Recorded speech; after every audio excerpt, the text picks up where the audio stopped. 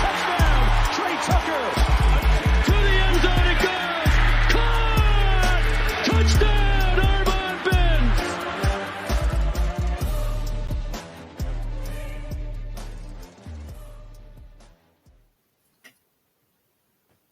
Bearcat Blitz. How are we doing, everybody, on the Believe Network? We are presented by Bet Online. I'm your host, Russ Heltman. He's my co-host, Neil Meyer of Cincinnati Rivals and the Front Office News, the Cincinnati Rivals arm outfit there. And I am the Cincinnati Bearcats on SI beat reporter for all things Cincinnati Bearcats athletics and, of course, the SI arm of things there. And we bring you a twice weekly show on mostly Bearcats football and Bearcats basketball. A lot of exciting things happening around the football team right now and excitement brewing for basketball. We're going to touch on it all in today's episode as we get into things right now with a message from our great presenting sponsors, Bet Online. They're the world's most trusted betting platform and your number one source for all things football. Bet Online has every stat, every matchup, and even live odds and spreads to bet on during the games. Think you know your stuff? Get in on our $200,000 mega contest and pick 5 games against the spread every week for your chance at weekly prizes and a share of $200,000. When the game's over, head on over to our online casino and get in on a game of blackjack or poker or unwind with one of our over 150 slots games. Head to the website today to get in on the action. Bet Online. The game starts here. So, Neil, we got a great show for the people today. We got some injury stuff to touch on ahead of the Texas Tech matchup this weekend, Saturday night on ESPN2, 8 p.m. kickoff. Get to an offensive preview, defensive preview, and then kind of just our favorite overarching broad storylines. We're going to start broad with the basketball team and zoom in over the upcoming weeks, as we are less than 40 days away from tip-off of the 2024-25 season. Neil, I would say, before we get into football, the most anticipated season, I would say, this decade for Bearcats basketball. Yeah, absolutely. And you look down on paper, Russ, this is arguably the best roster that Cincinnati has had on paper dating back to what? I don't think we need to argue, Neil. It is the best roster. It is the best roster. And I mean, Wes Miller and his staff made it an emphasis to really go out there and hit the my bad. Were you about to say the best roster of the last decade? Is that what you were about to say? Yeah. But you look down on what Wes Miller did this offseason. I mean, you bring in a guy like Dylan Mitchell. I think that's going to be your impact player there, especially at that 3-4 position. I think Dylan Mitchell could be, well, we've seen it, Russ, the last few years that he is one of the best players within the Big 12. I think that addition is huge. You bring in Connor Hickman from Bradley, who, Russ, you and I got a firsthand look at what he was able to do last year for Bradley. We saw him up close in the NIT. And then Arrington Page, another big physical, big presence to play alongside Aziz Bandego. And a guy who Wes Miller and his staff was really big on coming out of high school. He goes to USC, ends up right back here in Cincinnati. So overall, this is arguably it's going to be an electric season for Wes Miller and the Bearcats, Russ, especially with the production they were able to retain. Dan Skillings, Simas Lukosius, Aziz Bandego, Jizzle James, Day Thomas. They're returning nearly 75% of their scoring from last season. Yeah. And then on top of it, you bring in guys like Dylan Mitchell, Arrington Page, Connor Hickman. It's going to be an electric season for Wes Miller. And obviously, Russ, it's quickly approaching. Obviously, with the first game set for November 4th, it's going to be coming quickly, and I know fans are anxiously waiting to get back in Fifth Third Arena. I know. I think it's already sold out. Season tickets are sold out already. It's one of the quicker sellouts you'll see for this program in the last few years, and should be packed houses. I cannot wait. I'm so excited for basketball. I cannot wait. I'm very pumped for basketball. My favorite sport, and cannot wait to be in there. Fifth Third Arena, covering all the Big 12 and non-conference action. A lot of football to get to before we get there, though. Let's start with Texas Tech and this matchup, Neil. Before we get to the full dive in, some quick injury updates. Does not look like D'Artagnan Tinsley going to be out there this week. We got that kind of confirmed from Scott Satterfield on Tuesday, and it was basically really reaffirmed when we were out there, or when I was out there looking at practice on Tuesday. Once we got to that rain delay, he was kind of just going through some light walking around in a boot. So not out there. We're not going to have D'Artagnan Tinsley. Going to be rolling with DeAndre Buford and kind of cadre of backups to fill in that guard spot. But other than that, Neil, Rob Jackson looks like he is going to return this week. Mm-hmm. Obviously, they already got Josh Makins back last week. He made his impact felt with a second interception to lead the team on that front. And overall, looking pretty clean injury-wise going into this one. Yeah, absolutely. And obviously, the big injury note for Cincinnati is up front there with D'Artagnan Tinsley, obviously, due to the veteran presence he has there at that guard position. But you get Phil Wilder back. It's good and safe to say there was no setbacks following the win over Houston for Wilder after missing the first 3 games. That's a sight to see there. That's a great sight to see for Cincinnati. And then you shift Buford over to the guard position, and Russ, that's where he's played the last.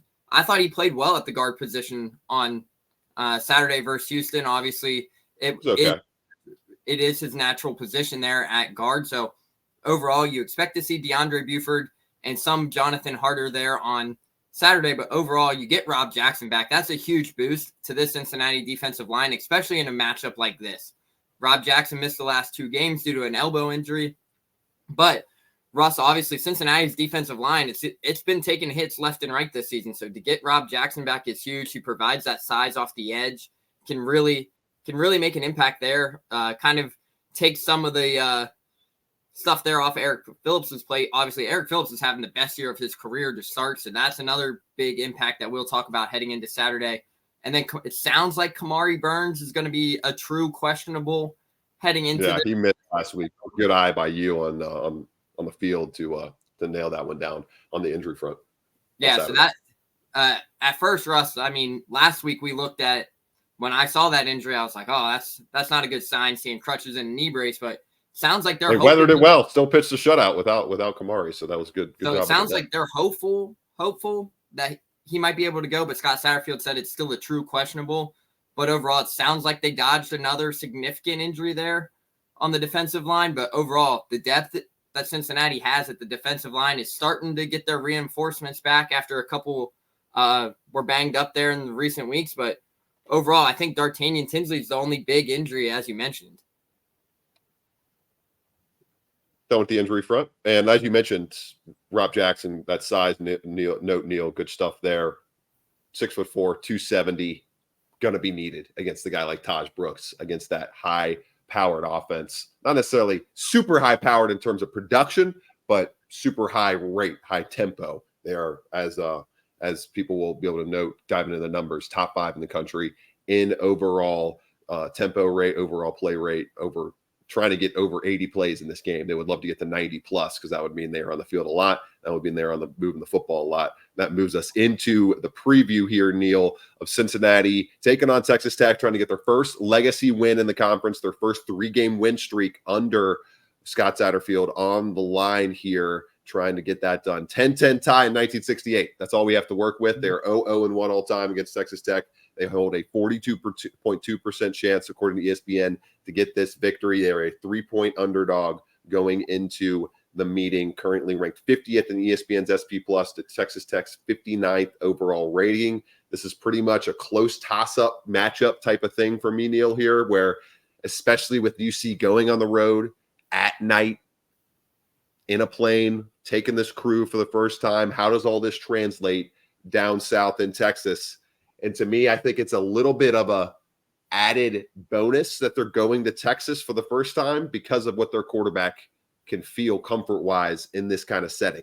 He's got a ton of family going to be there, Brendan Sorsby. I think he's going to be in his element. I think he's going to be chomping at the bit to perform really well, and I think that's going to help him perform better, and I think that's going to be a key to me later on when I give my prediction. But overall, when we start on the offensive side of the football here, Neil, Texas Tech not necessarily bringing a whole lot of teeth to this matchup defensively. They're solid to good on that front. When you think about the advanced numbers, Cincinnati offenses for Texas Tech defense, 21st in EPA per rush, Cincinnati versus 28th in Texas Tech, and Cincinnati 43rd in EPA per dropback, while Texas Tech 12th overall in EPA per dropback, but their success rate is not good. What that means is they're not giving up a ton of big plays when you look at that EPA number on both sides of the ball, but they're giving up a lot of just continuous drives, especially against FBS opponents, when you think about being 66th in rushing success rate on defense and 96th in drop back success rate.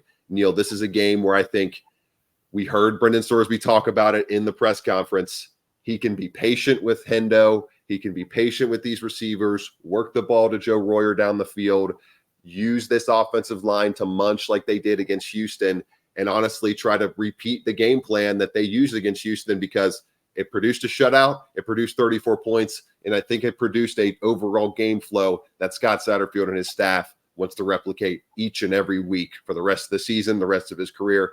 And if they are able to do that, then that would be a national championship winning formula. But obviously, it's not going to happen every week like it did on Saturday.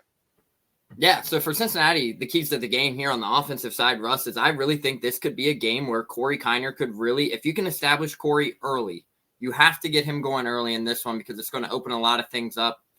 But for Cincinnati, we just got done filming with our guy, Justin Apodaca, who covers Texas Tech for RedRaidersports.com, a member of the Rival website. This is a matchup for Cincinnati where they have things trending into their favor because Texas Tech has not seen an offensive line as experienced as Cincinnati has. And a Texas Tech defense deal that's giving up 4.4 yards per carry, 4.44 yards per carry. So they're susceptible to getting just punched in the mouth play to play. Yeah, so this is a game where he even pointed out that this could be one of these games where Brendan Sorsby could have 3 to 4 seconds there in the pocket. And if Brendan Sorsby gets that much time, Russ, we've seen it. He can go through his progressions and he can really, really light it up if he has the time in the pocket. So this is where I think the offensive line play for Cincinnati could play to their strengths there up front. And if you give Brendan Sorsby a clean pocket, and I mean a clean pocket, if you can keep him upright, it could be a game where Xavier Henderson, I mean, we've seen it. He can make you work in the underneath game, or he is able to take the top off. We saw him take the top off for Houston with the 2 touchdown catches.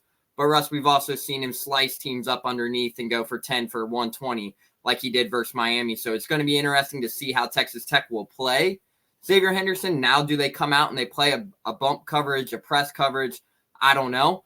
But if you play a press coverage versus Xavier Henderson, at least make sure you're physical with him or he will beat you. I think they're going to. I think they're going to try to test these corners. I think they're going to try to rely on that so far ability that they've had, Neil, to limit some big plays. But I don't know. This is a game where Xavier Henderson, I think, Hendo, I'm trying to call him Hendo. I'm gonna hammer it into my head here. Yeah, I got to hammer that one. I think we call it Hendo now, so we got to hammer that one into our head still. Yeah, I know. I would have called him what he wants to be called. The fact that I think he could really take a leap in some draft circles in this game if he can continue to be a featured part of this offense and continue to show the versatility that he's shown in the first few weeks against outside of Pittsburgh, albeit lesser competition. Let's be honest. And Houston was a solid pass defense, but I think the biggest competition, Neil, that they had so far was against Jackson Arnold-led Oklahoma, and we saw what Tennessee, one of the best defenses in the country, did to Jackson Arnold on Saturday night. Yeah. So it may have been a little bit inflated by opponent, those Houston numbers passing wise.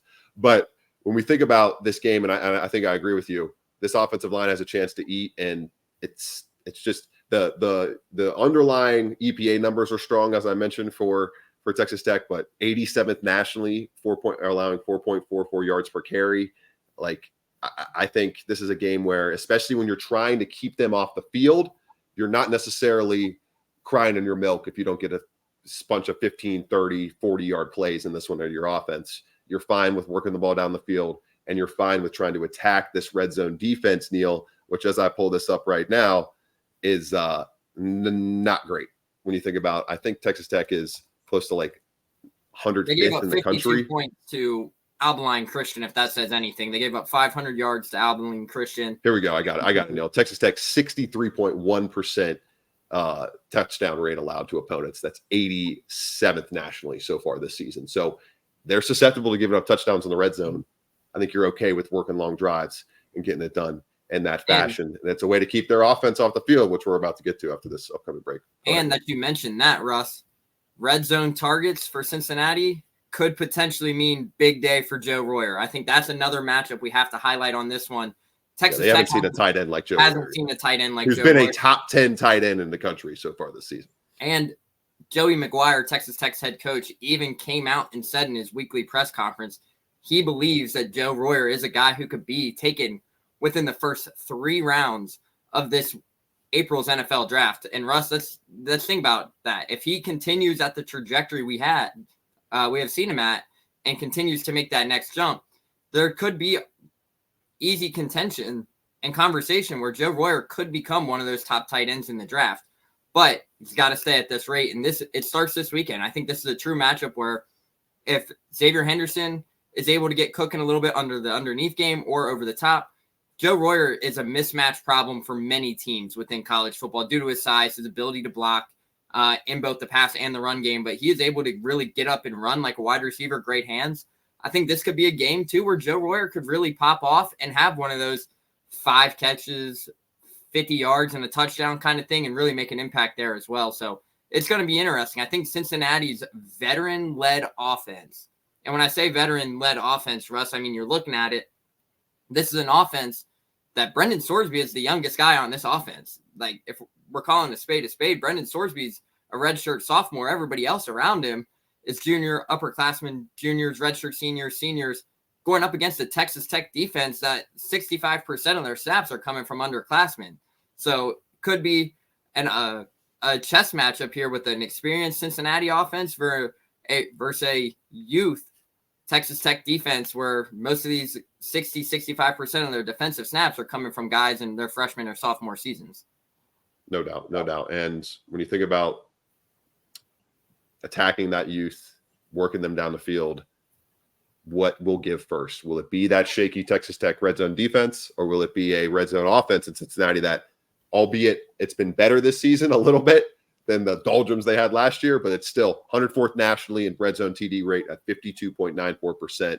That's got to be better, and I think it's got to be close to 65-70% on their drives this weekend to pull off the victory. Something they can definitely do, though. They're 23rd nationally in overall yardage and 22nd nationally in time of possession. They have the profile offensively to keep the ball away from a defense we're about to get to after these messages on Bearcat Blitz.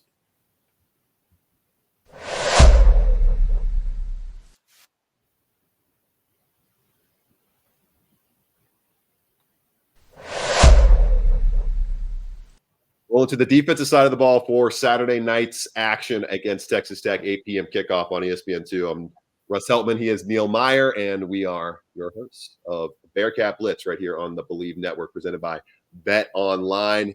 Neil, defensively, Taj Brooks, can they contain the overall talent, the mercurial talent, the impactful talent of Taj Brooks? Consistent bulldozer in there as a running back.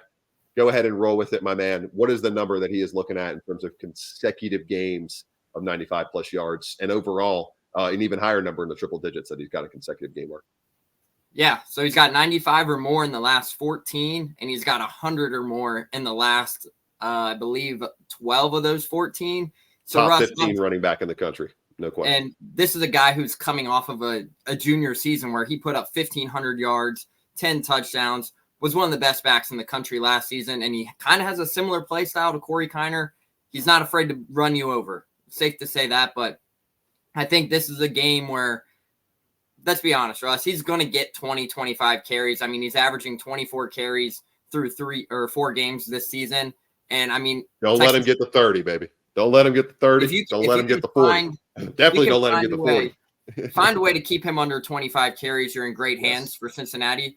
But this is a matchup, Russ, where obviously I just got done filming with Justin Apodaca from the Texas Tech rival site. He thinks this is a matchup where obviously they know Taj Brooks is going to get his carries, get his touches.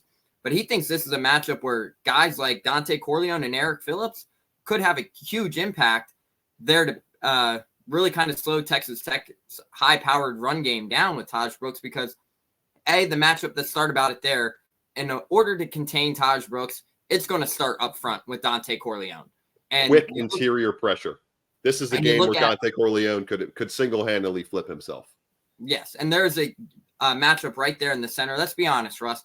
Dante Corleone's probably going to have a double team on him come Saturday, like he has all season. But Texas Tech's center is 6'5". He's taller than Dante. only 295 pounds. Dante's 6'1", 325 pounds, and quote unquote from Joey McGuire, an animal. And there's reasons he's getting the first and second round draft grades. So this could be a game where Dante Corleone could flip some things. But Texas Tech's run offensive line, their run passing grade, Russ, is just horrendous this year.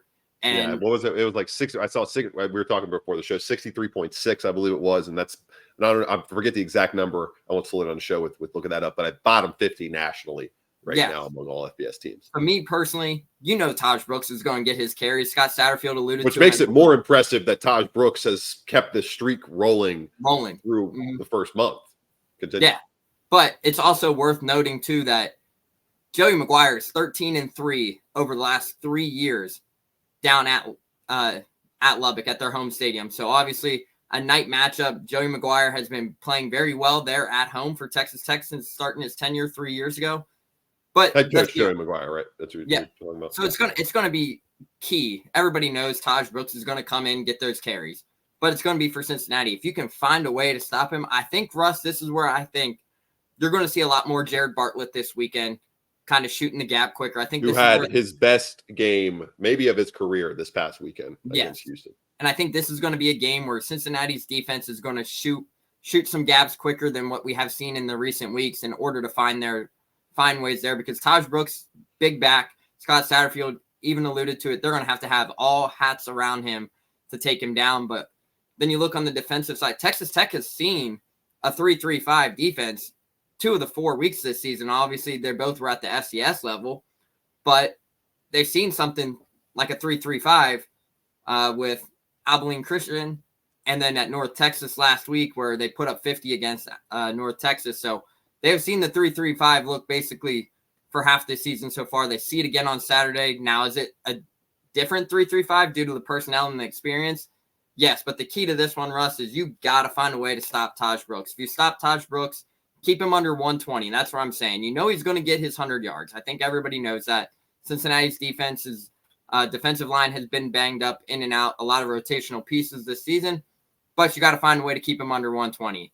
So if you can find a way to keep him under 120, I think you're in good hands. What's your score prediction, Neil? What do you got?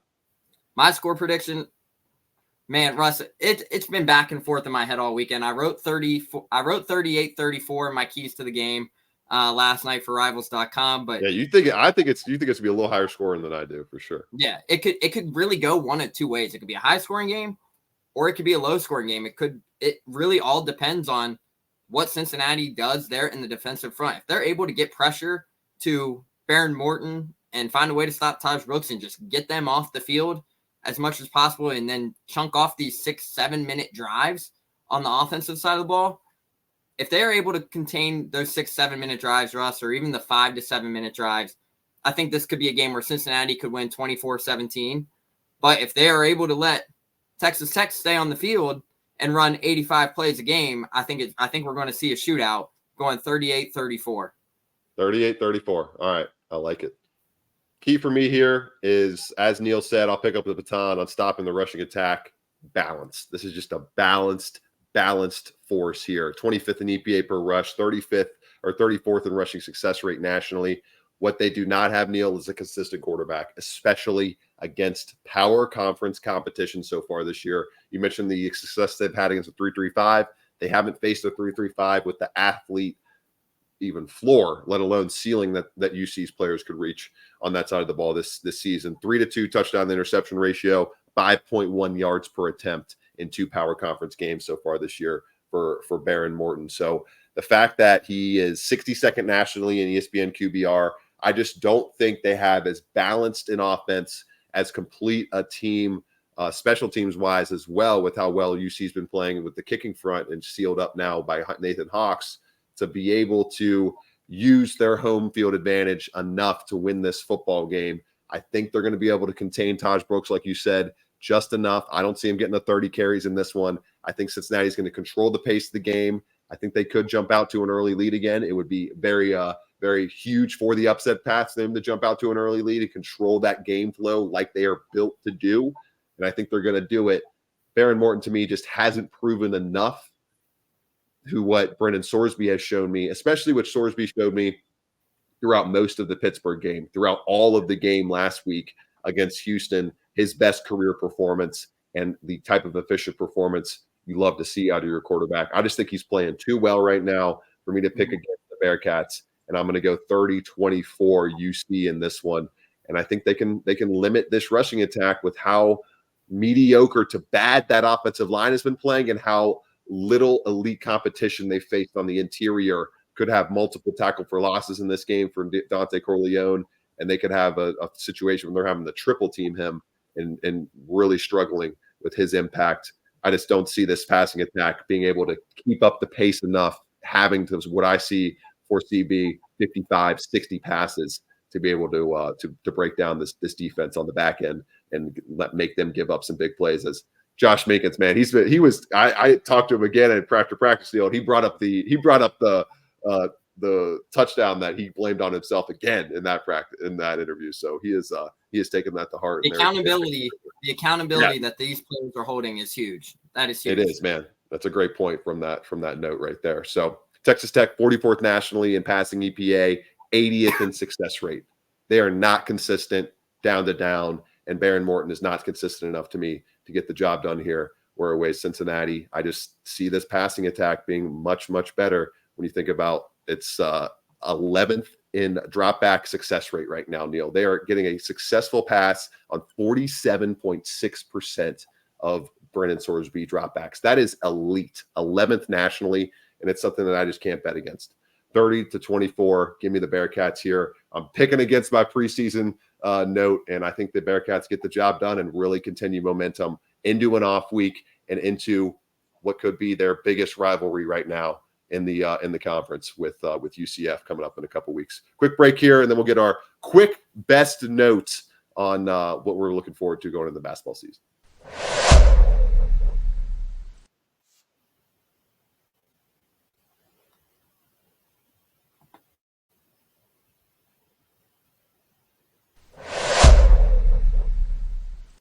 A lot of fun breaking down that game, Neil Meyer of the frontofficenews.com and Russ Heltman with you from Cincinnati Bearcats on SI. We are your hosts of Bearcat Blitz on the Believe Network, presented by Bet Online. That's going to be a fun one. I probably will not be watching much of it, to be honest. I don't know if I've not announced on the show, but Neil going to be taking the reins next week as I will be on my honeymoon. I'm getting married this weekend, so I don't know how much of the game I'll be able to catch, but wishing all the players luck in that one. We'll see what the result holds on Saturday night. Hoping to be at nearly every home basketball game this year, though, and watching all those basketball games, as I cannot wait for hoops, Neil, and cannot wait for the season to get started. My number one storyline going into this season is the note from John Rothstein's podcast. I think College Hoops Today is the podcast he does with all the coaches on the Compass Media Network. CBS Sports' John Rothstein, that is. He had Wes Miller on this week, and Wes noted that 5 out. 4 perimeter players and 1 big man is going to be the main way they attack teams and the main way they play as a unit this season. I'm really excited to see what that looks like, Neil. I think the roster is tailored really well to that. And with all the wing depth they have, and especially as I noted when I wrote about this earlier in the week, if Simas Lukosius can continue to be that sniper rifle from outside, I'm just so excited to see what kind of damage they can do with that kind of lineup. And I think it could be really, really impactful and in the exact route to go with the way that they have built this team up and this program up in the last few years. What's your final thought here on the show as we get to the most exciting things about hoop season? Yeah, I think it starts with 2. I'm really excited. Obviously, you talk about Simas Lukosius. If he can find a way to keep that ball going like what he did. What was it? 10 attempts on like 44 or 47, 45%. Something absurd. It was something absurd in the postseason. He was on fire. If he can translate that here into this year, I think that's going to be a huge sight to see. But Russ, I think I'm most excited for guys like Dylan Mitchell, Dan Skillings. I mean, we've heard all offseason. See what the bunnies are looking like. We've heard for recent years about how they call Dan go gadget arms because he's so long and he can impact the game on many ways. You add a guy like Dylan Mitchell into that aspect, and then you have Aziz Bandego behind you. Cincinnati's got the length and everything to really disrupt teams this year. You saw the clip from Sean Kilpatrick after seeing practice where he, quote unquote, said, "Hey, you guys got some good here." I think that's what if a Hall of Famer, a Cincinnati Hall of Famer can come in and see that, I think that's a huge thing. And we have heard from alumni and all that from the TBT run that this team has the length and the size to really compete. But the 4 out, Russ, I am very excited to see that, because that is something that Cincinnati did well towards the end of the season, was when they made that transition to the 4 out kind of rotation. And I think that's the key now in college basketball. So overall, I'm really excited to see the play of Dylan Mitchell, Dan Skillings, and Simas Lukosius for sure. Fun season on deck. We're hoping everybody stay healthy. There's no transfer garbage, none of that to deal with the eligibility. We don't foresee any of that happening, and it should be, a lot of fun as the season approaches in less than 40 days. Quickly before we get out of here, Cincinnati taking on Texas Tech this weekend. Cannot wait for that. They're 2.5-point underdogs on Bet Online right now, so that line is moving a little bit more towards the Bearcats, as bettors are kind of liking the result that Neil and I are foreseeing with Cincinnati getting the victory. We'll see if we're right. Coming back, Neil Meyer taking the reins next week. I'll be back in the beginning of October. Wishing everybody a happy, healthy weekend, and have fun watching the Bearcats this weekend. This has been Bearcat Blitz on the Believe Network. 6, Ritter to the end zone, looking for Pierce. Did he hang on? Yes. Touchdown. Back as I've been around. Here he goes again. Busts free. Jerome Ford down the sideline. Foot race. House call. Touchdown. 79 yards. Big one in the Peach Bowl. This is a big one too. And it's going to go all